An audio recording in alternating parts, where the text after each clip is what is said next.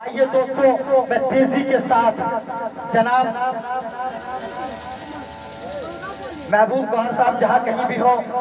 Stage آپ کا انتظار کر رہا ہے۔ اب آئیے دوستوں آج کے اس عظیم الشان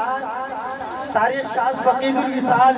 جلسہ عظمت کونین فخر رسول احمد مجتبی محمد مصطفیٰ صلی اللہ علیہ وسلم اور عظمت قرآن کا آغاز اللہ جل شانہ کے مقدس ترین نام اور کلام سے جو لفظوں کا خالق ہے، حرفوں کا مالک ہے، تحریروں کا پروردگار ہے، بے ستون آسمانوں کا معمار ہے، خاک پر رنگ و نور اور خوابوں کا تابندہ ظہور ہے۔ چاند سورج ستاروں میں اس کی ضیا، اس نے ہی سیپوں میں قہر ٹاک کر بحر کو ناز کا موقع دیا۔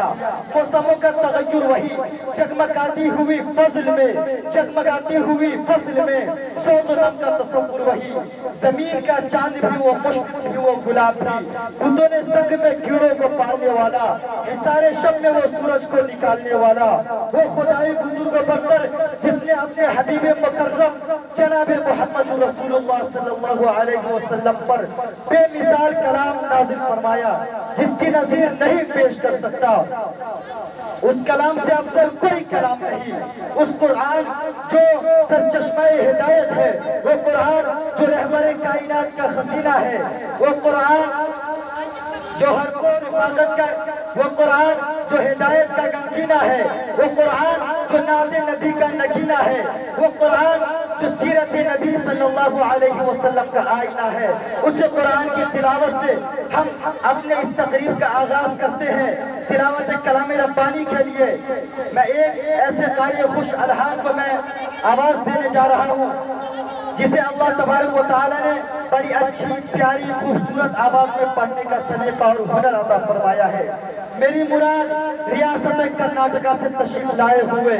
نوجوان قاری خوش الحان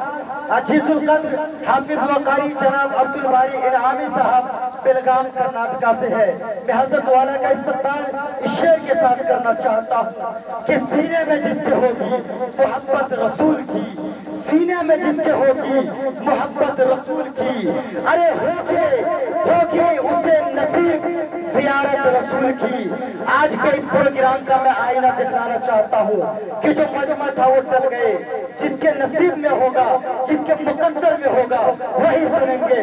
اور جس کے مقدر میں نہیں ہوگا وہ لاکھ کوشش کر لے۔ اسی کے بارے میں کسی شاعر نے کہا کہ سینے میں جس کے ہوگی محبت رسول کی، ہوگی اسے نصیب زیارت رسول کی، اور مصروف تھے تلاوت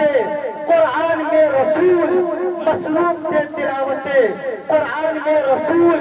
قرآن کر رہا تھا تلاوت رسول کی، قرآن کر رہا تھا تلاوت رسول کی، اور شیروں نے مشورہ کیا بکری کو روک دے، شیروں نے مشورہ کیا بکری کو روک دے، ہوگی اسی بہانے زیارت رسول کی،